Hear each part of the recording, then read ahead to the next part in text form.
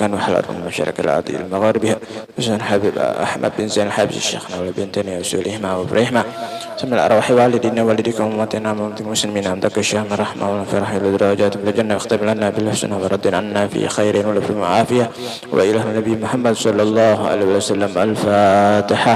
أعوذ بالله من الشيطان الرجيم. بسم الله.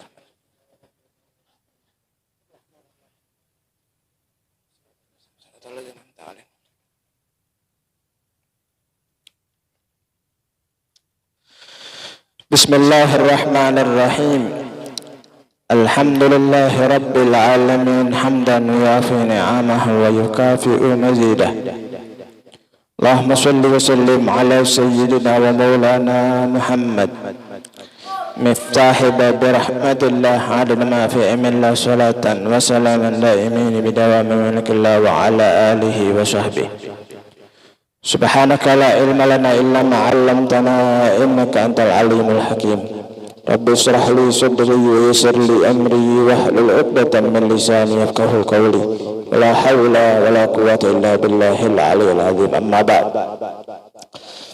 Alhamdulillah, segala puji syukur kita panjatkan kehadirat Allah Subhanahu wa taala yang senantiasa memberikan kepada kita berbagai macam nikmat-Nya, sehingga karena banyak nikmat tersebut kita sendiri tidak bisa menghitung satu persatu nikmat tersebut.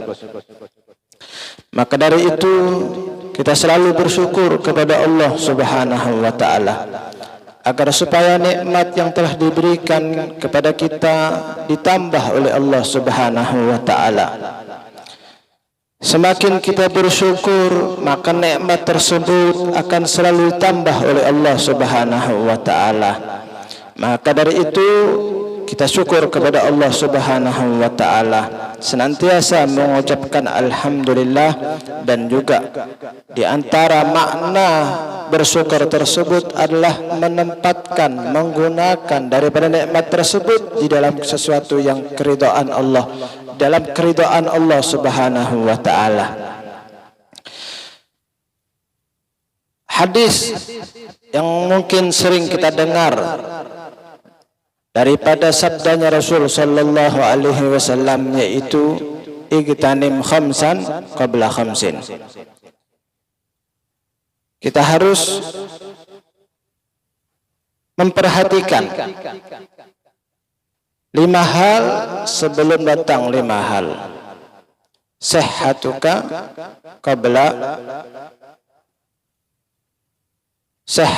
qabla apa? Saqamik. Sihhatuka qabla saqamik. Sehatmu sebelum sakitmu. Kemudian syababuka qabla haramik. Faragaka qabla sughlik. Gunaka qabla fakrik. Dan terakhir hayatuka qabla mautik. Sehat sebelum datang sakit, muda sebelum datang tua, waktu luang sebelum datang waktu sibuk, kemudian kaya sebelum datang miskin atau fakir, terakhir hidup sebelum datang mati. 5 hal ini seandainya kita amalkan satu hadis ini daripada sabdanya Nabi Muhammad sallallahu alaihi wasallam, maka kita akan bahagia dunia sampai akhirat. Kalau kita mau mengamalkan 5 hal ini, tidak satu pun di antara kita akan mengalami kesengsaraan, baik dunia lebih-lebih nanti di akhirat. Berapa banyak orang yang diberikan berbagai macam nikmat, namun nikmat itu melupakan dia daripada mengingat Allah Subhanahu wa taala. Orang diberikan kekayaan, dan rata-rata orang menginginkan kekayaan hidup di atas dunia. Tidak ulun, tidak pian, sama. Pasti menginginkan kekayaan, hidup kaya. Padahal kekayaan itu kalau tidak dipergunakan di jalannya Allah Subhanahu wa taala, kalau kekayaan itu didapatkannya dengan sesuatu yang halal, pasti akan dihisab. Kalau didapatkan dari hal yang haram, maka pasti diazab oleh Allah Subhanahu wa taala. Dan anehnya, orang berlomba-lomba bahkan menghitung-hitung daripada hartanya. Dia lupa bagaimana kehidupan abadinya nanti dia kiamat. Kalaupun orang itu diberikan kekayaan, maka tidak ada alasan bagi dia untuk tidak ibadah kepada Allah Subhanahu wa taala.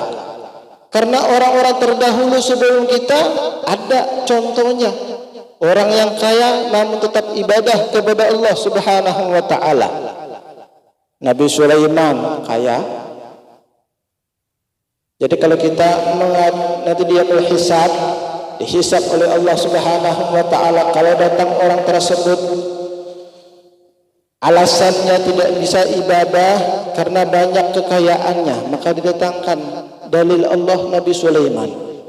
Nabi Sulaiman orang yang paling kaya. Bahkan kekayaan Nabi Sulaiman tidak pernah diberikan oleh Allah kepada orang sebelum Nabi Sulaiman dan tidak akan diberikan kepada orang setelah Nabi Allah Sulaiman. Luar biasa kekayaannya. Kalah Qarun, kalah Fir'aun, kalah kekayaannya. Nabi Sulaiman yang paling kayanya. Namun Nabi Sulaiman tetap taat kepada Allah Subhanahu wa taala. Digunakan kekayaannya untuk supaya hamba Allah, manusia itu beriman kepada Allah Subhanahu wa taala dengan kekayaannya.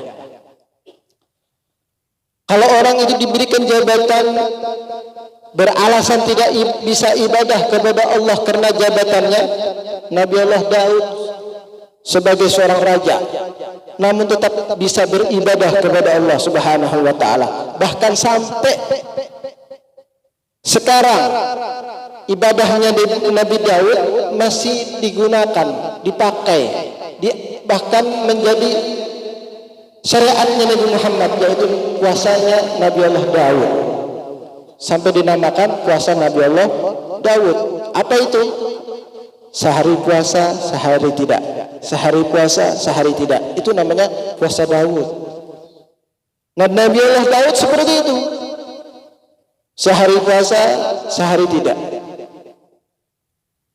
Belum lagi malamnya dibuat ibadah kepada Allah Subhanahu wa taala. Luar biasa. Jadi tidak ada alasan bagi orang itu tidak beribadah kepada Allah. Kalau orang tertimpa musibah, ada juga. Kalau dia beralasan karena selalu ditimpakan musibah, maka didatangkan Nabi Allah Ayyub. Bagaimana Nabi Allah Ayyub? Itu selalu diberikan oleh Allah ujian, bahkan diberikan sakit, yang mana sakitnya itu membuat beliau sulit untuk beraktivitas. Ahlan wa sahlan. Jadi kalau seseorang beralasan tidak bisa ibadah kepada Allah karena sering tertimpa musibah, maka Nabi Allah Ayyub sering tertimpa musibah, namun beliau tetap beriman, tetap ibadah kepada Allah Subhanahu wa taala. Miskin misalnya